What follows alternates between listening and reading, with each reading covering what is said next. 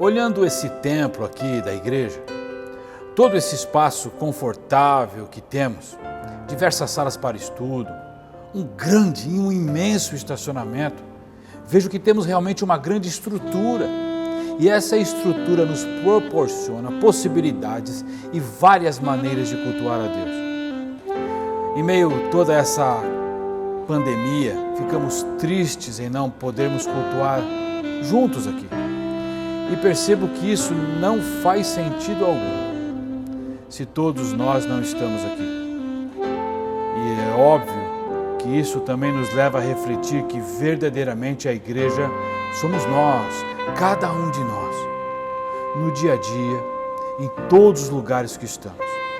Estamos sim passando por uma situação muito desagradável e triste em ver o templo tão vazio assim, sem a igreja, sem a comunhão, sem congregarmos. Mas que possamos, a partir de agora, valorizar mais a comunhão de todos nós, quando isto tudo acabar. Por isso, oramos a Deus, que nos conceda mais essa bênção de poder nos reunir novamente como igreja, a igreja de Jesus, aquele que morreu por nós na cruz, e que nós coloquemos em prática os planos e os ensinamentos dele nesse período de quarentena. Vamos orar. Senhor, nós te louvamos e te agradecemos porque o Senhor tem cuidado de nós. Pai, santificado é o teu nome. Nós imploramos ao Senhor, Pai, de maneira humilde. Nós te imploramos humildemente que o Senhor seja propício em nossa causa. Nós precisamos do Senhor, ó Deus, a cada dia, a cada momento, mas precisamos muito mais agora. Reaviva a nossa igreja, mesmo a nossa igreja cultuando o Senhor nos lares, ó Deus, faça com que esses lares possam contemplar a Tua graça através da Tua palavra, através do Teu Evangelho. Pai, que nós possamos aprender com toda essa situação e logo, muito logo, em nome do Seu Filho amado, todos nós estaremos aqui de novo. E é no nome dEle que nós oramos. Amém. Eu queria ter mais que uma voz, mais que um amor e uma vida pra te oferecer, pois Tu és muito mais que eu possa ter em meu ser. Tu és o autor, aquele que pintou com perfeição a vida. Tu és o Senhor, aquele que me amou e é o meu Deus, meu Senhor.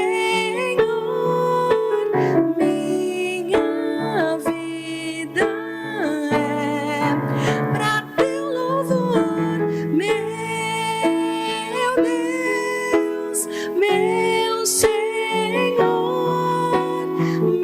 Minha vida é pra Teu louvor, minha vida é pra Teu louvor.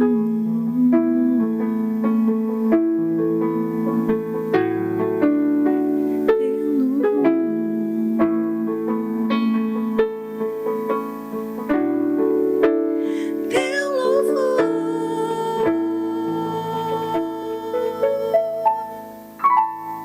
Amém.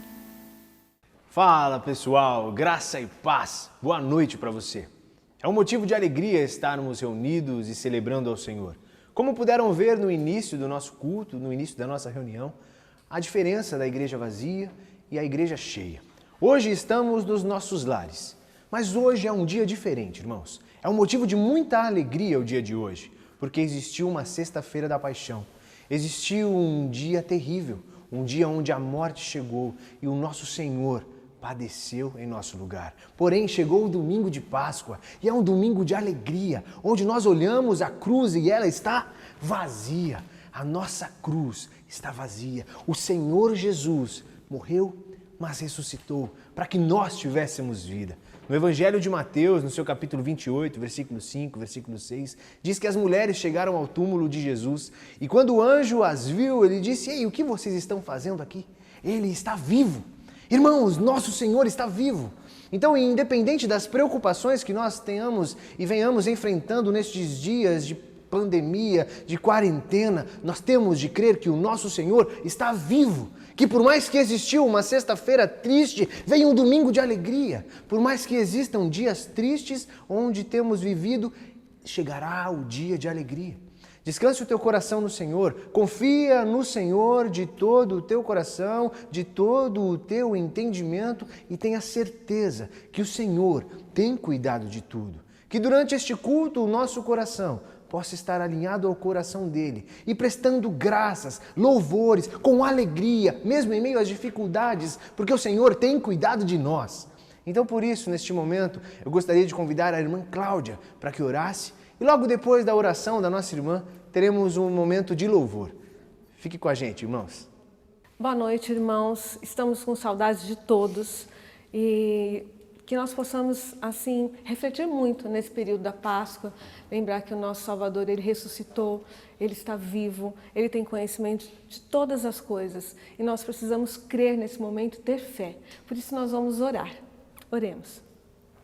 Santo Deus, nós queremos te agradecer, ó Pai, porque até aqui o Senhor tem cuidado de nós, Senhor. Obrigado, ó Pai, porque o Senhor é um Deus perfeito, é um Deus que ama, que cura. Nós te pedimos, Senhor Deus, a Tua misericórdia, especialmente sobre tudo isso que nós estamos vivendo, ó Pai, sobre essa pandemia, ó Pai, que o Senhor, assim, possa intervir, ó Pai, de maneira que isso acabe logo, Pai, para que nós possamos ter tranquilidade e paz nos nossos corações.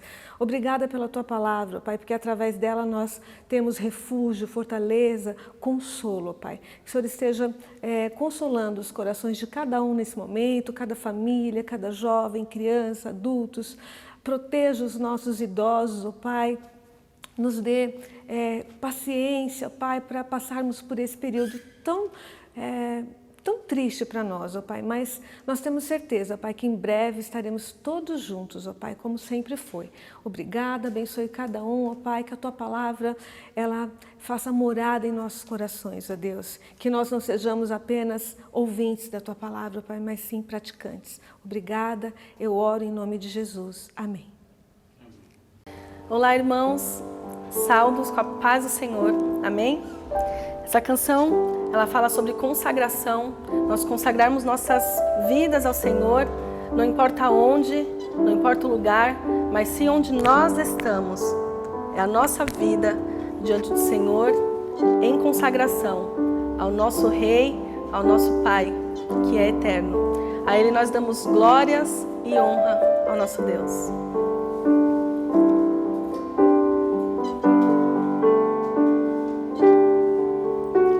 Ao Rei dos Reis consagro tudo o que sou, de gratos louvores transborda o meu coração. A minha vida eu entrego nas Tuas mãos, meu Senhor, pra Te exaltar com todo o meu amor.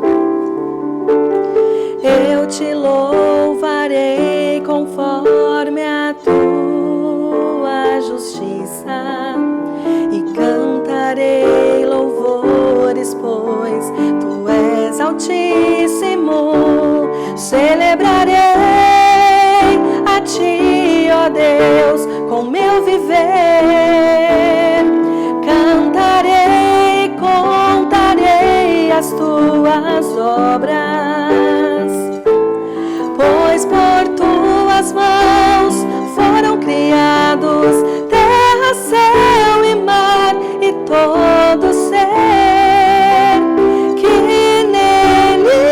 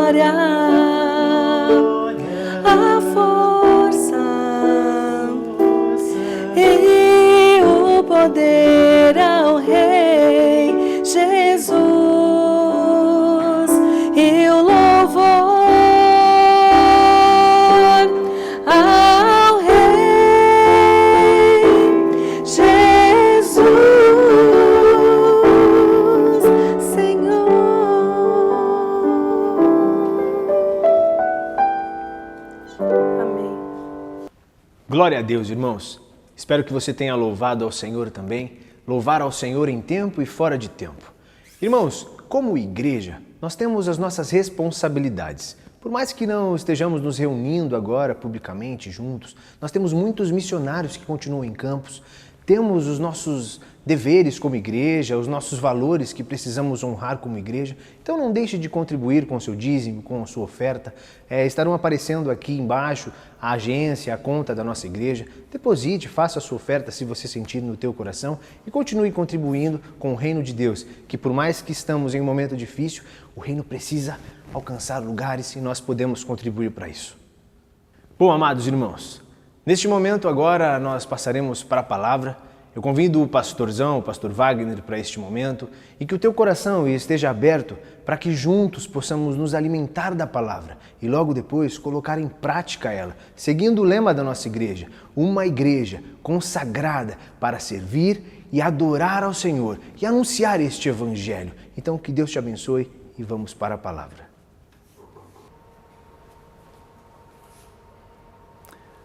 Hoje é domingo de Páscoa, o domingo da ressurreição. A vida venceu a morte. Hoje celebramos a base do cristianismo. Sem a ressurreição de Jesus Cristo, a nossa fé seria vã, como diz o apóstolo Paulo. Mas a Páscoa, o Pessa judaico, não começou conosco. Começou lá no Antigo Testamento, lá em Êxodo 12, quando Moisés tira o povo de Israel do Egito e antes de tirar, ele pede para que seja morto um cordeiro e o sangue desse cordeiro seja passado nos umbrais das portas. Esse é o Pessá, a Páscoa judaica, o sangue do cordeiro. Depois da construção do primeiro templo, quando foi destruído pelo rei Nabucodonosor, e pós a restauração dele por Zorobabel, o Pessá, a festa judaica, também foi uma das importantes festas no Templo de Jerusalém. Mas esse templo foi destruído no ano 70 da era cristã. Cristo profetizou que seria destruído. Então agora o Pessá, a Páscoa judaica, acontece nas casas. Mas também tem outra Páscoa, outra festa do Pessa. É na Cabalá, ou na Cabala, como querem alguns, uma interpretação mais mística, judaica da Páscoa. A Cabalá diz que nós temos 3 dimensões da Páscoa. A primeira dimensão é o Egito, a segunda dimensão é o deserto e a terceira é a terra prometida. O Egito simboliza escravidão, o deserto significa peregrinação, humilhação. Sem a peregrinação, sem a humilhação, seria impossível chegar na terra prometida. Mas eu quero, antes de entrar na festa da Páscoa cristã, eu quero orar com você. Eu quero pedir que você abaixe a sua cabeça e que nós venhamos lembrar agora do sacrifício de Jesus Cristo e da ressurreição dele, porque hoje é domingo de Páscoa, Cristo ressuscitou. Pai, muito obrigado por tudo que o Senhor tem feito, que nós possamos falar da Tua palavra de acordo com a Tua voz, ó Deus. E obrigado por tudo que o Senhor tem feito nas nossas vidas. Toma agora a Tua palavra como o Senhor tem feito e que nós possamos aplicar em nossas vidas, em nome de Jesus, Pai. Amém. Eu queria que você lesse comigo Salmo 22, versículo 18. Diz assim: repartem entre si as minhas vestes e lançam sorte sobre a minha roupa. Salmo de Davi, Salmo 22. Esse salmo mostra a perseguição dos inimigos de Davi sobre ele e a humilhação que Davi estava sofrendo. No versículo 1 do capítulo 22, Davi fala assim: Deus meu, por que me desamparaste? Essa frase é citada por Jesus Cristo lá em Mateus 27, quando ele está sendo crucificado. Embora esse texto do Salmo 22 seja um texto de autoria de Davi, traz muitas alusões ao nosso Messias, ao Messias Jesus Cristo, ao Messias do cristianismo. Eu quero antes perguntar se você está bem, se você vai bem, como que você está? Como que está a sua vida? Como que foi o seu domingo da ressurreição? O que você aplicou na sua vida nesse domingo? Você está assistindo esse culto agora à noite. Como foi o seu dia? Reflita sobre isso. O tema de hoje é um tema muito difícil. É um tema que a nossa sociedade não está muito apta e não gosta muito de ouvir. Então talvez esse texto aqui seja um texto que vai te confrontar, seja um texto confrontacional. Eu quero falar hoje sobre a humilhação de Jesus Cristo. Eu quero que você dê uma corrida comigo até o capítulo 27 do Evangelho de Mateus. Vá comigo, se você tem a sua Bíblia aí no seu smartphone, você, por favor, abre Mateus 27, a partir do versículo 1, mas a gente vai ler o 1 e vai dar um pulo para o versículo 27 depois. Mateus 27, 1 diz assim: de manhã todos os chefes dos sacerdotes e líderes religiosos do povo tomaram a decisão de condenar Jesus à morte e, amarrando-o, levaram e entregaram a Pilatos, o governador. A gente já vê aqui que os chefes da religião e Pilatos, o governador. Percebe comigo quando religião e política se reúnem e os corações desses homens que fazem política e religião são maus? Eles fazem só coisas horríveis. Eles não sabiam o final da história, mas nós sabemos. Agora, dê um pulo comigo para a gente entender sobre a humilhação de Jesus Cristo a partir do versículo 27. O versículo 27 diz assim, Mateus 27, 27. Estando os soldados do governo, então os soldados do governador levaram Jesus ao pretório e reuniram toda a tropa ao seu redor. Tiraram-lhe as suas vestes e puseram nele um manto vermelho. Fizeram uma coroa de espinhos e colocaram em sua cabeça. Puseram uma vara em sua mão direita e, ajoelhando-se diante dele, zombavam. Salve o Rei dos Judeus! Cuspiram nele, tirando-lhe a vara, batiam-lhe com ela na cabeça. Depois de terem zombado dele, tiraram-lhe o manto e vestiram-lhe as suas próprias roupas. Então o levaram para ser crucificado. Versículo 35. Depois de o crucificarem, dividiram as roupas dele, tirando sortes. Para Mateus 27, 35, esse acontecimento se cumpre uma profecia do Salmo 22, onde Davi fala que os cães estavam ao redor dele e dividiram os seus despojos, dividiram as suas roupas e lançaram sortes. Eu quero te fazer uma pergunta antes da gente continuar. Você já foi humilhado? Você já foi humilhado pelo seu chefe, por exemplo, no seu serviço? Alguém que já te humilhou, você lembrando dela agora, não te faz remoer por dentro um certo ódio? Você entende o que significa humilhação? Ei, Cristo foi humilhado. O dono da vida foi humilhado. E nós precisamos, através dessa humilhação, tirar alguns ensinamentos para nós. Nós somos cristãos, nós andamos nas pegadas, nas pisaduras de Jesus. Se ele foi humilhado, você também será humilhado. Ele foi humilhado e exaltado. E ele diz que aquele que é humilhado também será exaltado. Da mesma maneira que a Cabala fala que o deserto é necessário para se chegar na terra prometida, nós também entendemos que para chegar à salvação nós precisamos entender o que significa a humilhação de Jesus Cristo. Onde todos os reis do mundo inteiro são poderosos, onde a nossa sociedade busca se pôr sobre o outro, nós não gostamos muito de falar de humilhação.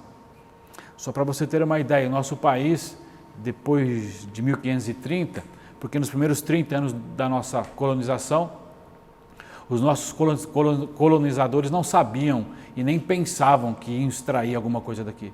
Mas depois de 1530, nós viramos um país de barganha, um país de troca. Nós aprendemos isso há muito tempo. Não é como nos Estados Unidos, que as pessoas iam morar nos Estados Unidos.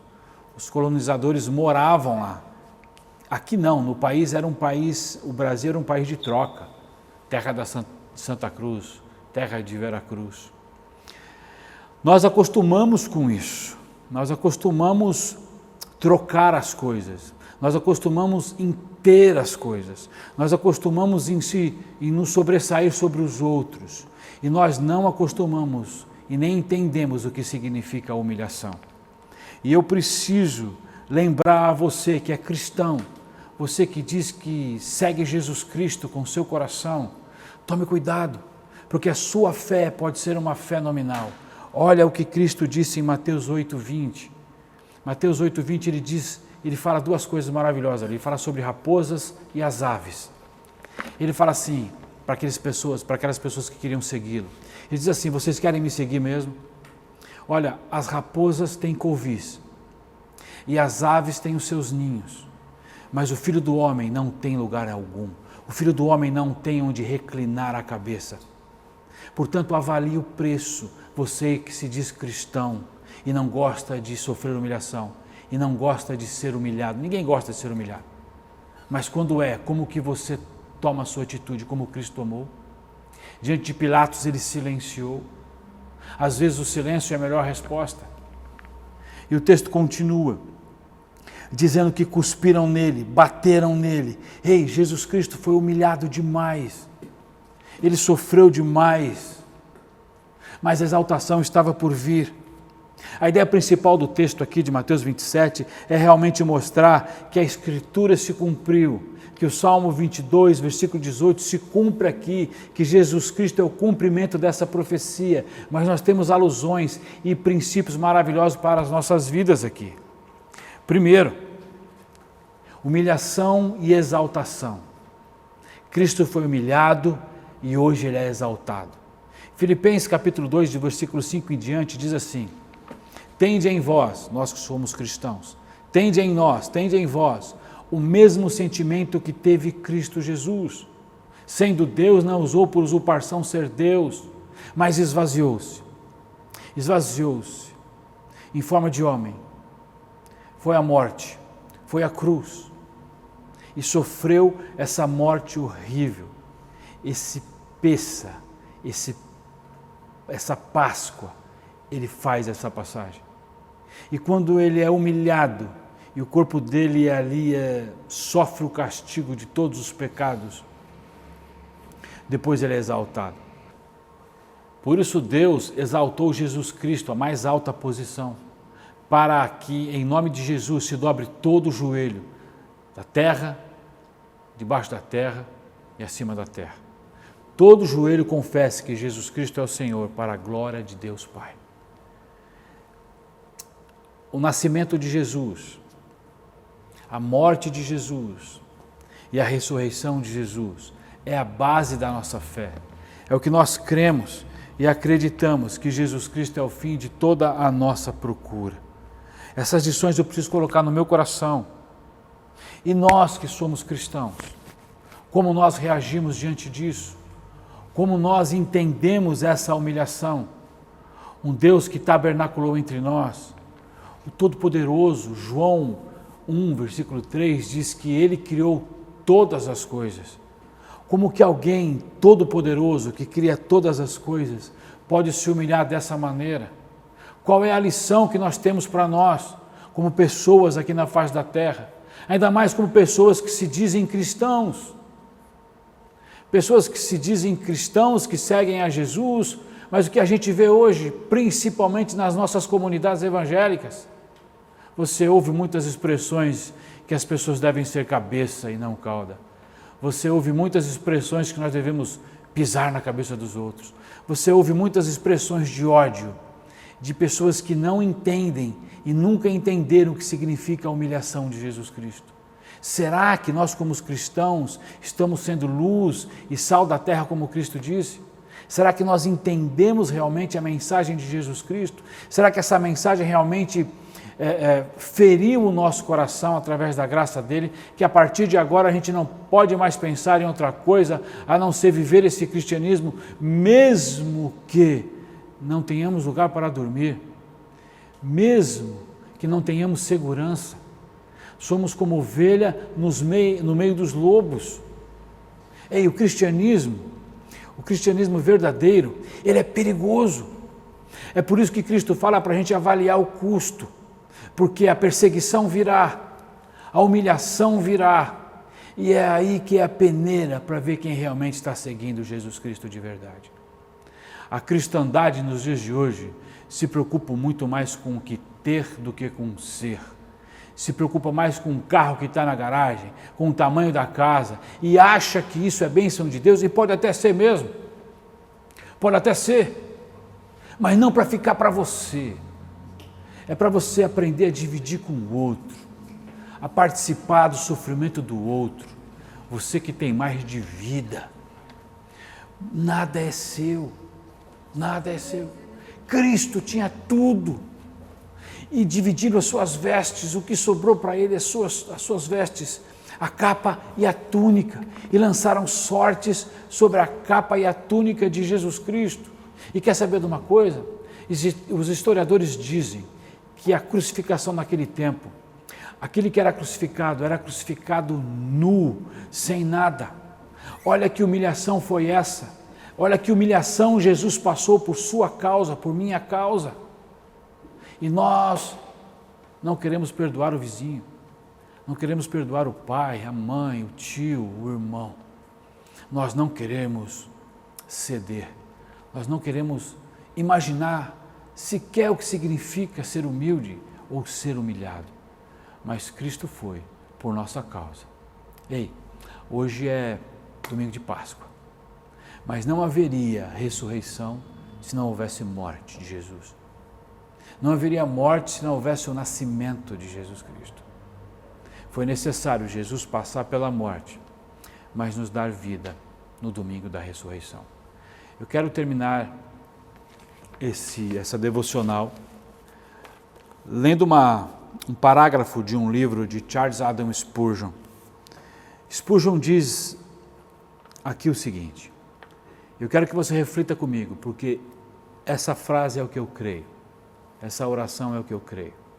Spurgeon disse assim: será que um homem que ama o seu verdadeiro Senhor estaria disposto a ver Jesus vestindo uma coroa de espinhos, enquanto ele mesmo almeja uma coroa de louros? Poderíamos dizer hoje, enquanto almeja só prosperidade? Haveria Jesus de ascender ao trono por meio da cruz, enquanto nós esperamos ser conduzidos para lá, nos ombros das multidões em meio a aplausos? Usar o púlpito para fazer showzinho, usar o púlpito para aparecer, usar microfone para querer dizer que você é bom. Antes de terminar, eu quero fazer um parênteses aqui. Eu vi nosso Hernandes Dias Lopes dizendo que alguns pastores pregam e outros dizem assim: nossa, esse pregador é bom, hein? Mas alguns pastores pregam, alguns pregadores pregam, ele diz. E alguns dizem assim: nossa, Deus é bom. É esse homem que nós precisamos. É desse pregador que nós precisamos, que coloca a sua vida nas mãos de Jesus. Olha o que Spurgeon disse: não seja fútil em sua imaginação, avalie o preço, e se você não estiver disposto a carregar a cruz de Cristo, volte à sua fazenda ou ao seu negócio e tire deles o máximo que puder, mas permita-me sussurrar em seus ouvidos: o que aproveita ao homem ganhar o mundo inteiro e perder a sua alma? Deus te abençoe. Quero agradecer a todos. Estamos aprendendo ainda a trabalhar diante das câmeras. É muito fácil você falar com as pessoas, olhar nos olhos delas, você entrar no coração delas, elas entrarem no seu coração. Isso é muito fácil. Falar com a câmera é muito difícil. A gente não fica meio mecânico, meio técnico, muita tecnocracia. E nós somos um organismo vivo. É difícil para a gente, mas nós estamos aprendendo a trabalhar dessa maneira, pelo menos por enquanto. Eu quero agradecer aqui toda a nossa equipe, porque atrás dessa câmera tem uma equipe não muito grande, porque a gente não pode ter aglomeração, mas uma equipe razoavelmente responsável e muitos profissionais aqui. Então eu quero agradecer toda essa equipe e quero agradecer você, do fundo do meu coração, que teve a paciência de ficar conosco aqui e de celebrar a Páscoa nesse culto, mesmo de modo virtual, conosco nesse momento, nesse canal da nossa rede social. Deus te abençoe, vai na paz, celebre a sua vida, tire essas aplicações para a sua alma, para o seu coração. Não se preocupe, aquele que se humilha, um dia será exaltado. Eu quero chamar agora a nossa equipe de louvor. Vamos terminar com uma música, com um louvor, agradecendo a Deus por tudo que Ele tem nos dado. Cante conosco se você conhecer a letra. Fica na paz.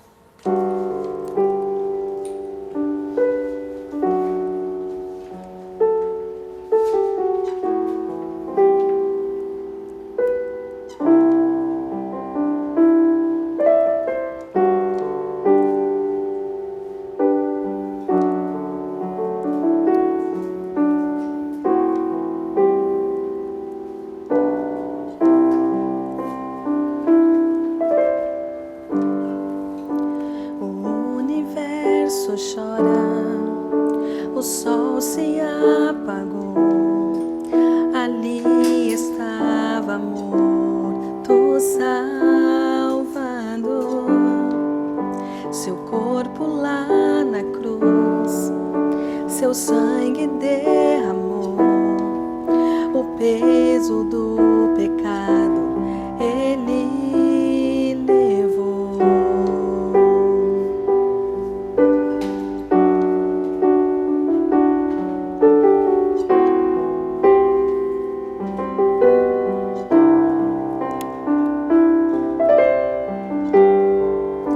Deus Pai o abandonou, cessou seu respirar, em trevas encontrou o Filho. A guerra começou, a morte enfrentou, todo o poder das trevas vencido foi. A terra estremeceu, o sepulcro se abriu, e nada vencerá seu grande amor. Ó morte, onde estás? O Rei ressuscitou, Ele venceu para sempre, para sempre. Exaltado é, para sempre adorado é, para sempre Ele vive, ressuscitou, ressuscitou. A terra estremeceu, o sepulcro se abriu, e nada vencerá teu grande amor. Ó morte, onde estás? O Rei ressuscitou, Ele venceu para sempre, para sempre exaltado é, para sempre adorado é, para sempre Ele vive, ressuscitou, ressuscitou.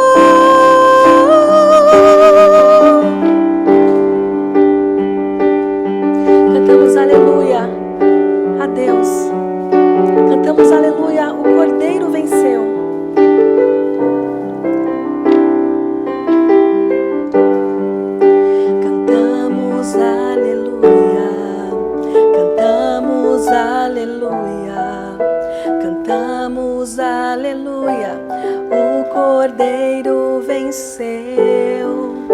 Cantamos aleluia, cantamos aleluia, cantamos aleluia. O Cordeiro venceu. Cantamos aleluia, cantamos aleluia, cantamos aleluia. O Cordeiro venceu. Cantamos aleluia, cantamos aleluia, cantamos aleluia. O Cordeiro venceu.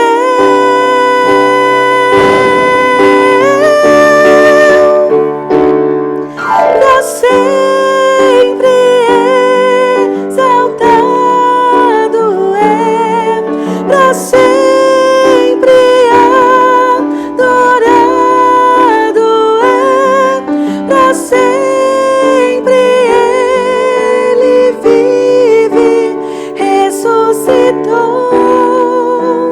ressuscitou.